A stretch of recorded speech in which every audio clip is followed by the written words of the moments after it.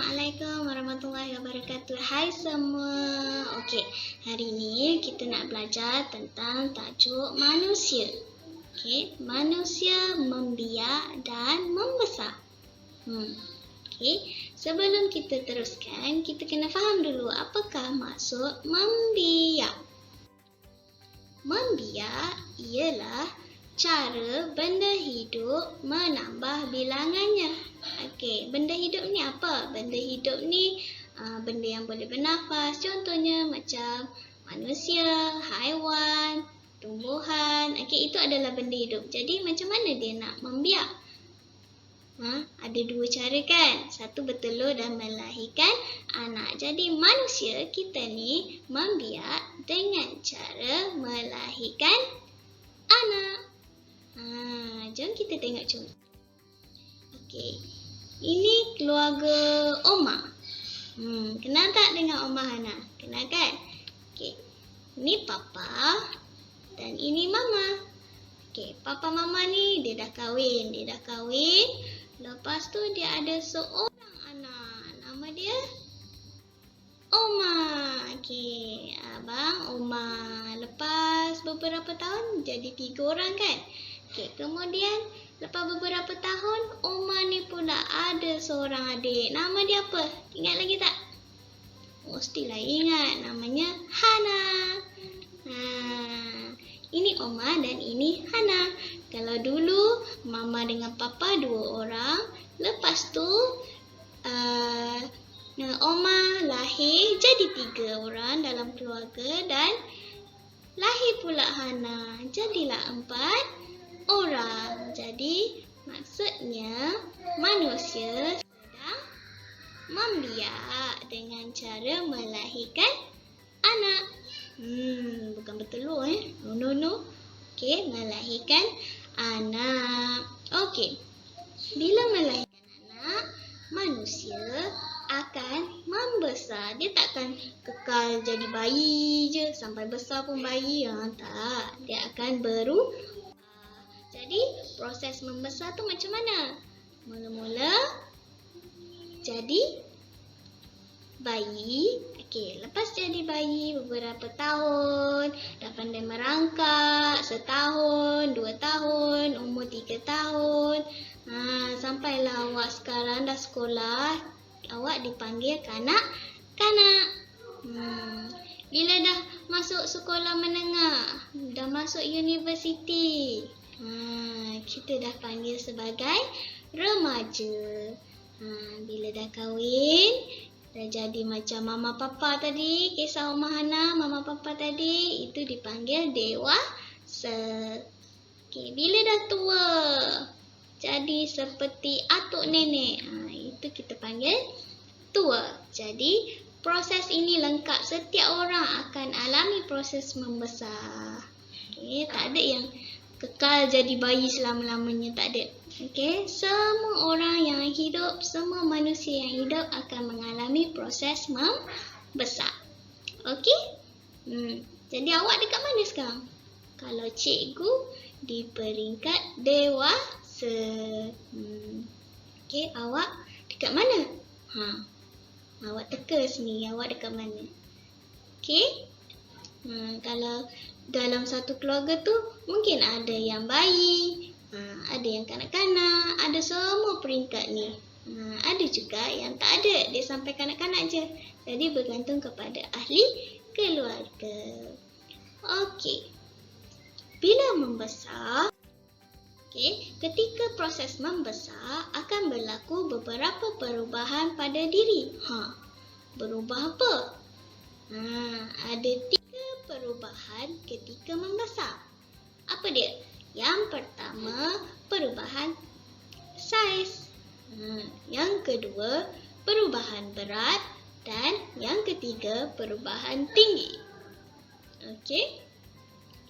Saiz ni apa? Berat ni apa? Tinggi ni apa? Okey, jom kita lihat. Okey, kalau perubahan berat berlaku apabila bertambah jisim badan. Contohnya, awak lahir baby umur berat 3.8 kg. Lepas tu naik 9 kg. Lepas tu turun sekejap. Turun sekejap 8 kg sebab banyak main kan. Lepas tu naik lagi. Okey. Contoh 9.2 kilogram. Jisim tu maksudnya berat lah. Okey. Berubah menjadi 14 kilogram.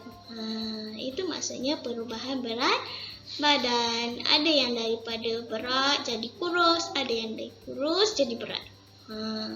Ringan jadi berat. Berat jadi ringan. Ada juga. Okey. Kemudian perubahan kedua ialah perubahan ketinggian. Berlaku apabila ukuran tinggi kita bertambah dan pada masa yang sama, kalau dulu awak tak boleh nak capai benda yang tinggi-tinggi, sekarang awak dah boleh ambil dah. Boleh capai objek pada kedudukan tinggi. Contoh kan kalau dulu cikgu kecil-kecil selalu ukur tinggi dekat dinding. Ambil pensel, ukur tinggi dekat dinding. Kadang-kadang baring dekat lantai, kira berapa petak hari ni. Okey, esok kira lagi berapa petak. Kononnya ingat bertambah dalam masa satu hari. Okey. Perubahan ketinggian dia takkan berlaku dalam masa satu hari. Kita takkan perasan pun kita tinggi. Lama-lama bila sekali sebulan, 2 bulan, baru kita nampak kita tinggi. Okey. Kedua ialah perubahan ketinggian. Ketiga, tu dia. Besar pembaris. Jadi sebenarnya awak boleh ukur sendiri ni. Okey, ketiga perubahan saiz. Kalau dulu awak pakai baju saiz S, sekarang dah pakai saiz M. Okey, perubahan saiz ni maksudnya berlaku apabila tidak lagi boleh memakai baju yang lama. Contoh, dulu saiz S, sekarang dah saiz M. Tak muat dah lah baju S. Okey, ataupun sekarang L. Diet. Jaga makan. Sekarang dah boleh pakai saiz M. L dah jadi longgar. Okey, itu adalah perubahan saiz. Daripada saiz ni banyak jenis lah. Nak senang kita boleh ukur dengan baju lah.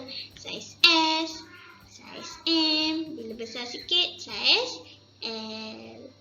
Okey, jadi 3 perubahan ini berlaku ketika proses membesar. Perubahan apa? Tinggi, berat dan saiz.